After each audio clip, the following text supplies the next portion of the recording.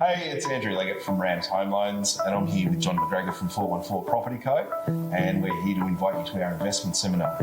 We're really excited to put this on. We've been getting a lot of questions about the changing market, so what we're going to be doing is focusing on the bigger picture, how to invest and make decisions with your head, not your heart, and whether or not it's your first investment or your 10th, how to structure your loans to ensure that you maximise your profits over the long term. So make sure you come along on the 30th of August at 5:30pm at Brewlab. Going once, going twice, sold! You're listening to the Property Pod. All right, guys, welcome back to the Property Pod, your weekly engagement into real estate here in the Hobart Marketplace. I am your host, Aaron Horn, and it gives me great pleasure to be back at the desk with my two boys, where the boys are back in town. It's Paddy Berry and John McGregor. Welcome back, team. Gentlemen, excited to be back. I feel like it's been forever since I've been sitting in this seat. It's been a red hot minute. Yeah, I think at the end of last episode, I even said, like, maybe I won't be here next week. Like, it's just been this rotational roster of anything could happen. And we're actually recording on a non-record day just because you won't be here tomorrow if it was a real day. It's been like well over a month and I was starting to feel I might be replaced. So instead of being replaced, I thought I'd convince you two to come in and not have an episode prepared and just talk shit. Yeah. I'm always down for that, baby. How's life, gentlemen? How's life? So, well, give us a rundown why you won't be here. We'd always love hearing about the things that are happening in your life outside of real estate, even though it's a real estate podcast. Hit us with Heading to Alice Springs tomorrow. Alice Springs. Be warmer than where we are at the moment. Only just. I was really excited thinking I was going up to, 35-degree heat and, really lovely weather. Apparently it's -1 overnight. It's only getting to about 17 each day we're there. So, yeah. Mate, you used to be wearing a short, so you're fine. I'll be fine. Yeah. Yeah, we're heading up for BMX racing. I was going to say, what brings you to Alice Springs in the middle of the year? My boy Parker is racing round 4 and 5 of the National Cup. So we're heading up there. That's awesome. Should be fun, but being the fact that you can only get to Alice Springs every second day means that we need to leave tomorrow to be able to race there on the weekend. Okay, yeah. So you've got to kind of, really plan out your venture to get there. Are there many other people from Tassie heading over? I think there's about 15 or 16 people heading over. It'll be the biggest group of Tasmanians that we've had at a national event. So, oh, really? That's great. Which is really funny because it's the most remote / hardest one to get all year, and that's the one everyone chose to go to. Just because Tasmanians are hardcore. Yeah. That's the difference. Yeah, so you could have gone, to Adelaide where it's nice and easy, or Brisbane where it was quite easy to get to. But no, everyone from Tassie chose to go to Alice Springs. So I suppose you're pulling apart the bikes and pieces and shipping across, then putting them back together. Is that the deal? Yeah, so that's what I did last night. So packed them all up. They're actually in the bags out in the front of the office at the moment, ready to go on the plane. So it's not too bad. It takes us about 20, 30 minutes per bike to pack them down, get them in the bag, and then same to put them together. So I like the idea. Like, Parker's got a manager. He's got his roadies crew and everything. Yep. Walks around like a rock star. Yeah, he's like, I'm off to bed, Dad, and I get to spend all night cleaning the bikes and pulling them apart. So that's fun. Nice. I'm just thinking, as you're mentioning the biggest contingent of Tasmanian riders heading over for the event, is that a sign that the sport's growing, or I've got a way that we can bring this around to property? What's happening with the sport here in Hobart and in Tassie? Yeah, I think the sport is slowly growing. I think the fact that it's been part of the Olympics for a few years now has definitely created some interest. Yep. I think that BMX in general has become more popular after Logan Martin won the freestyle competition in the Olympics last year. Yep. Obviously different to what we do with racing, but it all gets kids onto bikes. And, with our club, we start racing at 2 years old. So some of those parents that have decided to get their kids onto bikes normally start with us. It's the coolest little thing to see them. They put them at the top of the hill. They're ready to go, and they're just sitting there. Tiny little just let your little legs go. And so I think then they learn the basic skills from us, and then they progress into different areas. So it's been good. Definitely a growing sport. Never going to be the size of football or any of the mainstream sports, but it's definitely getting a bit of a reputation for being popular. Well, no, it's just interesting that, as you say, Olympics and kind of, that exposure to a mainstream audience kind of, builds the sport. I know that there's some changes we've mentioned on the podcast before, but the facilities here in Hobart are changing. Yeah, so we're halfway through potentially moving to Sorell. So they're putting a new track together for us. So we'll be leaving our home here in Berriedale and heading over to Sorell for a brand new state-of-the-art facility, which should be good, in Pembroke Park, which is going to be exciting as well because that's where all the other sporting things are. So it's going to be a nice little touch. That's insane too, because then that little pocket would be one of the most sort of condensed areas in the southern Tas for multiple different grounds of sport. Yeah, well, you've got football, you've got netball, indoor basketball stadium, skate park. I think there's a soccer oval there as well. Yeah. Like it's literally just got this massive mix of all different sports into one location. 100%. Okay, so this is where I thought we can spin this into an episode. So this Sorell hub of kind of bringing all this sport and all this community to the area has got to be good for the growth of that area, surely. That's got to be something that says, hey, come here, I guess the urban sprawl spread to there. Yeah. The bypass through the airport is another thing that's making it easier for people to get to and from that area. Yeah, definitely. They've just obviously improved the airport highway. They've improved the Midway Point connection there where you come across the causeway. Yeah. They've just bypassed Sorell completely if you're heading down to Dodges Ferry, Port Arthur. So they've done a lot of work on roads down through that area. And one can only assume it's because that area is growing so rapidly. One of the we're helping clients currently with a house at Dodges Ferry who are moving because they have to move because of family, not because they want to. Yep. And when I was chatting to them, this seems to be a common story, is that no one actually seems to want to leave, like go further than Sorell unless they really have to. So, if they're in Dodges, you spend your weekends at Dodges. It becomes those, regional towns we'll just use that, where, you spend your weekend with barbecues and family and friends and you travel locally and you do outdoor elements. It's not like you're in the town to party. Yeah, so, I guess it's that idea of, you're heading into the city kind of thing, like, it's going to cost me so much for an Uber back. If I have one too many drinks, it's going to be. So, let's make it our little hub here. I was even at a baby sensory class last week. Here we go. This is a baby sensory class. So Yep. basically took our 7-month-old or took my 7-month-old to this class, and there was all these mums there. There was 2 other dads.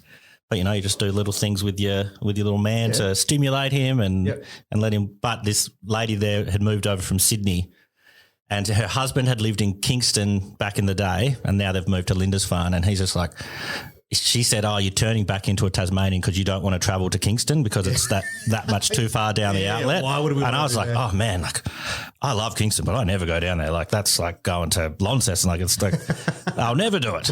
And she's just like, me coming here today, like I'd be stuck in an hour and a half traffic to get to this 30-minute sensory class if I was in Sydney. Here, like, I literally left the house 5 minutes ago and now I'm here. Halfway across, yeah. But it's the same with Sorell. It's really not that far away. Like there's ways to get there, but it's, definitely this mindset of like, oh no, I'm not leaving that place. Well, that's the thing. All the mindsets are the exact same. So it's the same with the people who live down in Kingston. It's the same with the people who live in the northern suburbs. Same for Brighton. Everyone's got the same sort of mentality in that sense. But every time now these municipalities are growing to a much larger extent. And, we'll just go back to the Dodges Ferry example that used to be much just old shacks.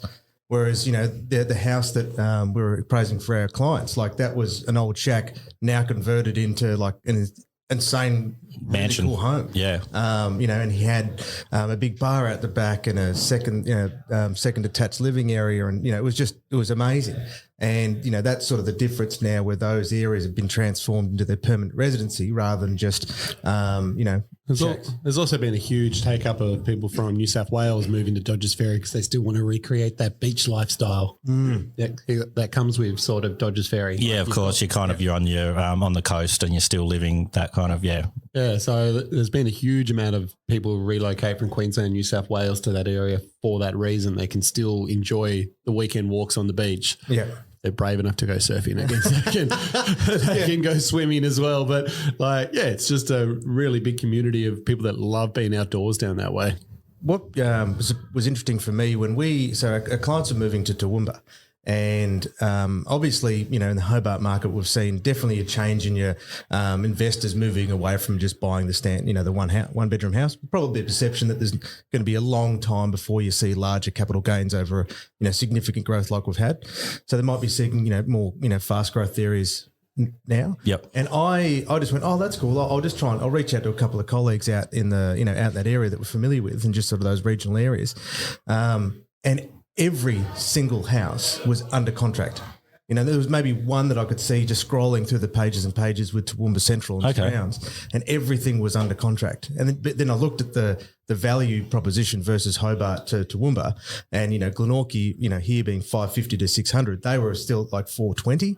And so all of a sudden people we've looked at Hobart, you know, and Glenorchy, and now looking to those regional centres and going, holy moly. So this is kind of that, Simon Presley from Property Logic. Actually, I think he sent out an email just this morning saying is Queensland worth looking into. Looking back into, yeah. Well, and then I went, well, I put his hat on from what he taught us and went, hang on a minute. All right. He gave you a hat? I borrowed it. He's going to ask for a backup to this episode, exactly. I reckon. But then I went, okay, what were the big things? You know, jobs, education, hospitals, that kind of stuff. And like right in that centre, like it ticked all those boxes. Yep. And jeebus, you know, like that's Jeepers. Jinkies. So I've been trying to get myself out of swearing, but now I'm sort of strange words are coming out of this mouth. It's like you're part of Scooby-Doo. I love that show, still do. Watch the Boo Brothers if ever you do it. That's the best. That was the best Scooby-Doo film as far as I'm concerned. The Boo Brothers. Anyway, back to Toowoomba. Pat got deep on Scooby-Doo a few years back. Still am. Yeah. So and then I went, holy moly, these guys are going to have a value-wise will do really well for them here. But I think they're going to be moving into a market where it's going to be really challenging to buy. Yep. Because obviously they're in that multiple offer situation because everything's just moving so fast. So almost like a shifting trend from what's been happening here to they might be finding that in their marketplace while this marketplace corrects into kind of what's happening here. So absolutely, it's that fluidity of the space and where it's at. Yeah. I can't wait to see that on camera. Oh shit! Now I did it. Now he's going to catch me out. But man, watch the socials. It's surreal, like at the moment, like for us here, just how much difference the negotiating landscape has been over the last 6 months. And even when I got back from the Philippines after that May period, in the last 3 to 4, everything is certainly returning to that. I was watching some different opinions of agents across the world, actually. Makes me sound more intelligent than I am, but it was, quite simple. But one thing that seems to be quite true is it's moving back into the market where people are buying and selling because they have to, not because they feel like they have to buy. Which is, what would normally happen in a real estate cycle, like you're upsizing, downsizing, family grows, you need to move for family reasons, etc. But it's also meant that a lot of these deals for us have been taking, a lot longer, and it's got a lot more challenging to work in this industry, which is really exciting. Yeah. So I guess like looking from the outside, like the boots on the ground, kind of, it feels like there's a bunch more phone calls being made, not like phone calls coming in. Saying like, I need to know about this property straight away. It's like I'm making the calls to be like, hey, I think I've got this property that you'd be interested in. Reaching out to the buyers that you have in your database, kind of, it does seem like, the workload is changing just from an optical, like how are you finding it out there? One of the ones I liked was Sam in her office in terms of just some interesting experiences where actually this it's a little bit off topic, I guess, but Eddie's open. Is it ever on topic with you, John? It just got me because the poor guy, he's in one of those situations where the owners are interstate and the house is basically left abandoned for the most part, aside from young people living in it. And what are you saying about young people? I'm not calling it what it was. I used to be one. We'll just keep going. But he had an open home where that cleaned it up, but the guys that were living there purposely went out of their way to trash the place and throw obstacles in the driveway to prevent him and the buyers from actually getting up into the property. Yeah, wow. And so he got there about 45 minutes, half an hour early, and he's sitting there slowly clearing the driveway to actually get people to be able to move up into the property. In the meantime, the buyers are getting angry at him, saying, "How come you're not doing this? What? I have to wait." It's like, guys, wouldn't you think that actually if I was a buyer, I'd be thinking, oh my God, look at this agent getting up here really, really early to clear the site in order to be able to make this happen for people? Yeah. There's still those that are looking at it going, oh my God, you're doing a terrible job. While he's got 2 other open homes to get to on that day and like racing from point A to point B to be like, I hope I can get these set up in time. Yeah, exactly, very interesting. Exactly. But even then, we had 4 contracts, Pat, that you were able to help move together because all of their prices had to adjust to basically pull it all together. Yeah, I think that's where it's going to get interesting now moving forward is that it's not sold until the sold sticker goes up. So the offer that we sign off on the table, sometimes we may have to do some creative work. And recently we had 4 deals that were all relying on one property selling, and we couldn't quite get that property where it needed to be. But simple solution was that we went and spoke to all the other owners and spoke about a $5,000 reduction on each of the others, and that made up the difference on the very last property to get everyone sold. And, everyone was more than happy to do it because it got the job done. But I think this is where agents have to get a little bit more creative in this marketplace to get deals together. So this is another thing I've been listening in on phone calls, is kind of this idea of the price adjustment, and then kind of the discussion on how that goes. I've just heard, while overhearing people talking on the phone, kind of this idea of, we've set the price at offers over 500, for example. Yep. It's not getting the interest that we want. Now, to kind of put a little fire under the belly of the listing, we've got to drop it back down to, offers over 480. Yeah, it's an interesting. So, do you want to lead off from here? Because it's obviously an interesting conversation to say, like, I want to put the price down, but it doesn't mean we're going to sell it for less. Yeah, like Cranes Road's a great example of that. Yep. We had that on the market, did a price reduction on that, had it at 630,000, couldn't get it done. Yep. No one was really, people were looking at it, but no one was coming back for second looks. No one was ringing up wanting to make offers. We're chasing people and they're like, it's not for us. I see. So we made the decision with the owners to drop it to offers over 589. So quite a large drop in this marketplace. But from doing that, we went probably, I reckon, about 100% increase in inquiries, like it just went berserk. Yeah. And then from there, we ended up with 3 offers and ended up with the final offer being $632,000. Unreal, isn't it? And all it was that at 630, people in their head were thinking, because they're so used to this market, they're going to want Conditions 650, 700 for it. Yeah. But it wasn't until we got it to the value where people were like, this is a great deal. Yep. Like, I want this home.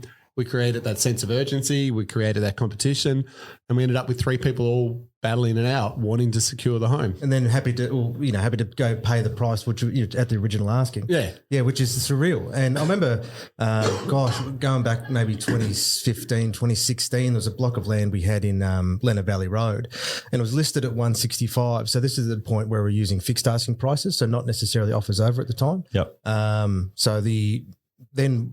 Zero interest. Zero interest. We, with the owner, they gave us permission to advertise it at 155, and then we ended up at 173. Because all of a sudden it was just hit that sweet spot in people's psychology to think, okay, this is a reasonable opportunity, and it's like actually then they will find out exactly how much they want that, and that's what's so surreal about this industry is it's the psychology of it is really tough to navigate through sometimes. I think as a vendor, it's important to know when we come and ask for a price reduction or a price adjustment, it's not because we don't believe that your house is worth what we're trying to sell it for. What we're trying to do is get people through the door and make an offer so we can do what you've paid us to do, which is negotiate the price. Yeah. So if we can't get an offer, we've got nothing to talk about with an owner. We may as well not have it on the market. Yeah. And at the end of the day, you never have to accept an offer that you're not happy with. So there's no harm in taking our advice and adjusting the price to see what happens. Is the way I sort of try to explain it to my owners, because all I'm doing by asking you to drop the price is for me to go work harder for you to get the job done. All I'm doing is putting extra pressure on us as the agency to, get you the offer that you're happy with and whatever it takes basically. But if we can't get people into the home, we can't. It's positioning. Yeah. There's this idea, if you've got a dartboard, you're either in the market or you're on the market or in the market. And like on the market is you can put any house in the market for any price you want. You're on it. But technically where the market is, which is the buyer pool, you're not in it, so you have to adjust to these, where they are. Yeah, I like that analogy. And I know I've seen you play darts, so John, what happens if you miss the ball completely? Just don't play darts with me, you'll lose an eye. That's so true. But even from a purchase perspective, when we are going back to buyers and saying, "Hey, are you still interested?" It's like, "Oh yeah," and then it's like, "Well, at what interest level are you at?" We are getting now people that are you could say trying it on, but just throwing in low offers, hoping that some of it's going to stick. And that's not necessarily a bad thing, because sometimes with purchases, you might have that, the uncle that goes, oh, just, I really like it. Yeah, but you're just going really hard. Just don't give them anything. And it's not to say that they won't pay the asking price. It's just that they had another person over their shoulder saying, you need to come in hard first. And that's the start of the process. And then you guys will get into work and be like, look, we've got an offer. I think we can get it a bit higher to where you guys want it, and we'll do our due diligence to work on it. Absolutely. And it might start really low, but yeah. Well, it's that thing where, instantly you get, I got asked by a buyer's agent, how would I handle negotiation? How do we handle it? Because we were talking, I asked them, it was investment seminar, look, how do you handle their negotiations? There's two hats. Either you're buying for an investor or you might be buying for, a home buyer. So they're looking from two perspectives. And from the investment, he said, mate, I don't care. If the numbers, I play the game, I just throw offers until it hits within my strategy. Yeah. Fair enough. So they're just going to throw, obviously they might have to make 50 offers to hit one, but they're getting a very good deal because they're, saving money in the purchase. And he said, well, how would we defend it? And from our perspective, it's really about the understanding of the real value of the asset. So it might be in a particular market, if we'll just use $600,000, for example, you're in a slower market, everyone's going a little bit harder. But Martin from our office had a great example of a property in Chapel Street where the owners were adamant of getting their 630, and it's taken him several offers, for a few months at this point. But finally, they found the right buyer who had gone to, 627, and he's just said, look, guys, just so you know, they're probably going to come back at 630. Let's have that discussion. And of course, they counted and got the price that the owners were, hoping to defend. Yep. And I'll tell you, like, we present clients to Martin. He's like, no, we're getting this price. So he was adamant as well that this house, this is the number, that value. Yep. And he, defended it. And still got a great result for him, but it takes a little bit of patience, because I look at it that there's another line. It's like there's a price, there's a time, there's a price. And it's that if you heard that one, I reckon I can make a super cut of that one. Yeah, and if you need it, sold within 7 days, okay, maybe defending your highest price is not a great idea. But if you've got 4 months to wait, well, we can wait. Yep. It's just you're going to have a little bit of patience. And why I like these markets, I suppose, because this is where we started, mate. Like, they are much more built on longer relationships that require a lot more finesse, and nuance. Like, you can't go, oh, that offer offended the owner, and then it's going to come back next. No. You've got to work. You've got to work. And that requires more phone calls, more follow-ups, because that buyer may look at that house 30 days ago, said, oh, what else you got? Doesn't like a thing. They realised nothing better's come along, and now they're ready to go again. But they needed the phone call. They won't call you back. So it's 100%. Yeah. So from a buyer's look, this is a good market for you to try and secure a good deal. But just bear in mind that it's not always going to be as easy as you think. If you want to do like that investor, so in the end he had his numbers, but he knows he's going to have to put down 50 offers before he actually hits something, Yeah, but he's obviously got his spreadsheet sorted out, and he's just like, look, this fits into my bracket and all the numbers line up. It's like playing the stock exchange or something like that. Just I'm looking for straight up numbers game. Yeah. No emotional attachment. Just if it works, it works. If it doesn't, I'll go next. If there's a time and a place, and there's a place, there's a time. Yeah, that works. That's what it was, wasn't it? Look, I had no idea what we were going to talk about today, and we've worked some gold into it. It's actually was way more intellectual than I'd planned. I was like, I'm going to talk about BMX. I'm going to talk about catching up with my friends. Yeah. I'm going to Barnbougle this weekend. Actually, it was your turn. Well, I suppose finish on that, mate. You've got a good weekend planned. Yeah, no, I've got the old the Dosa versus the rest of the world Barnbougle trip on this weekend. So it'll be like a Ryder Cup style. It'll be all the boys we went to school with and a few more, just kind of up there, away from the kids, which will be a bit nerve-wracking. They've been a bit unwell of late. So how do you go, like, with a couple of days away? Can you disconnect yet? After a few beers you can. But you feel bad for the partner that's stuck at home with them, and they're causing Pat's shaking his head. I can disconnect them. You're real easy now. Don't have the door hitch on the way out. It gets easier. Okay, I'll keep that in mind. Looking forward to it. So, a few guys flying in from the mainland. And, touch wood, it's been great weather every year that we've done it so far. Haven't had a bad one. So, well, and it's been a hard couple of weeks for you guys to take photos. So hopefully by this time the weekend ticks around, it's like, all right, sunshine lollipops, fingers crossed, baby. Fingers crossed. Sunshine and lollipops. Absolutely. All golf sticks in this golf clubs. Sunshine and golf clubs. And on that note, only time will tell. All right, beautiful. Thanks for joining us on the Property Pod. Good luck in Alice Springs. Hope Parker has a good time bike riding. we'll be good. Awesome. Stay well, guys, and we'll be back next week for more Property Pod. Until then, bye. You have been listening to the Property Pod, recorded and edited by 414 Media House in conjunction with 414 Property Code. This podcast is general information only, and the thoughts and views expressed is the opinion of our panel, and listeners should always seek then use their own investigation into any topic we discuss to ensure they fully understand their own situation. It does not constitute and should not be relied on as purchasing, selling, financial or investment advice or recommendations, express or implied, and it should not be used as an invitation to take up any agent or investment services. No investment decision or activity should be undertaken on the basis of this information without first seeking qualified and professional advice.